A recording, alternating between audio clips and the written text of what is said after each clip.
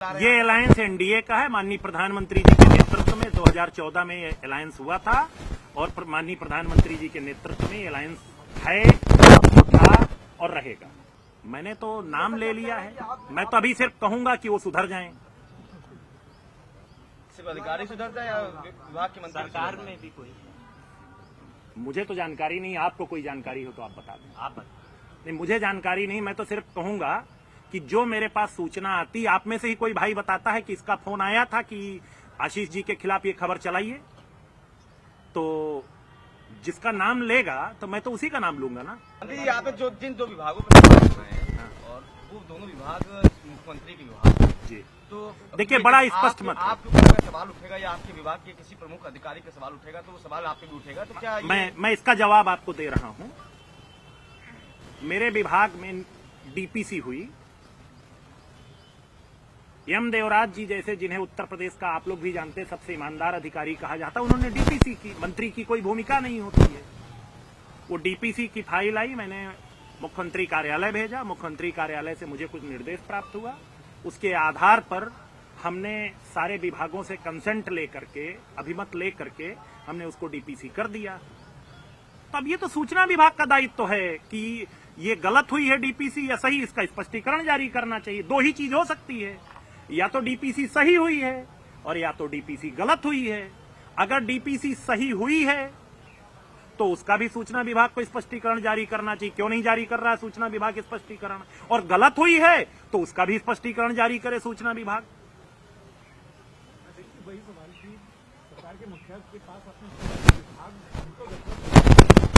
देखिए, एक सवाल का मैं जवाब दे दूं। हम लोग एनडीए के घटक दल हैं, हमें जहां जो विषय रखना होता रख दिए हैं, पर इतना जरूर कहूंगा कि एसटीएफ के किसी अधिकारी ने, मैं तो कह रहा हूं ना, जिस दिन मिस्टर धरना मास्टर धरने पे बैठी थी, उस दिन उनके टेलीफोन पर लगातार कौन सा पुलिस का अधिकारी बात कर रहा था, एसटीएफ का कौन अधिकारी बात कर रहा था, और उसने दो ऐसे कौन व्यक्तियों को भेजा था जहां पर परिंदा भी पर नहीं मार सकता, वहां पर रात में दो लोग धरने पे बैठे थे।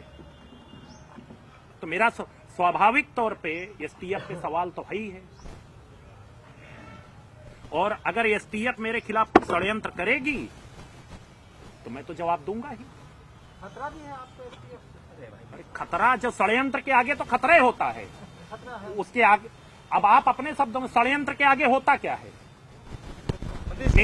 मेरी सुरक्षा के लिए मुझे ZY और XXX श्रेणी नहीं चाहिए। मुझे तो मेरी सुरक्षा के लिए मेरे कार्यकर्ता पर्याप्त हैं, लेकिन मैं इतना बता दूं कि खतरा तो मुझे है ही है। जब षड्यंत्र है तो षड्यंत्र के आगे खतरा होना स्वाभाविक है। अरे तो मांग किससे करेंगे? अरे मंत्री हैं। अरे सुनिए, मंत्री को खतरा है।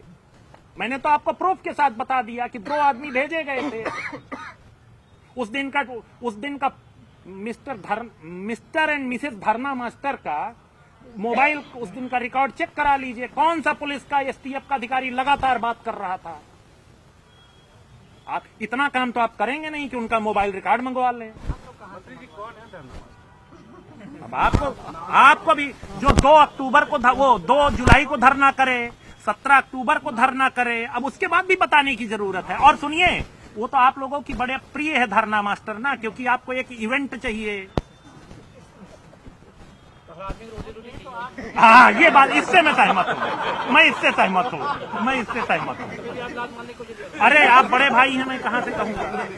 मंत्री जी, क्या मुख्यमंत्री से शिकायत की इस विषय में आपने? जो आपके खिलाफ मैंने, मुझे जहाँ कहना था कह दिया। किसी नहीं करेंगे। मैंने फिर आपसे एक चीज कहा, मेरी भी कुछ पीड़ा है। मेरी पीड़ा सिर्फ, मेरा निवेदन सुन लें, नाराज ना हो, सुन लें। अगर किसी विभाग, किसी सरकार में कोई मंत्री गलत काम नहीं किए है, या तो गलत किया है या गलत नहीं किया है, तो स्पष्टीकरण देने की जिम्मेदारी किसकी होती है? राज्य के सूचना विभाग की।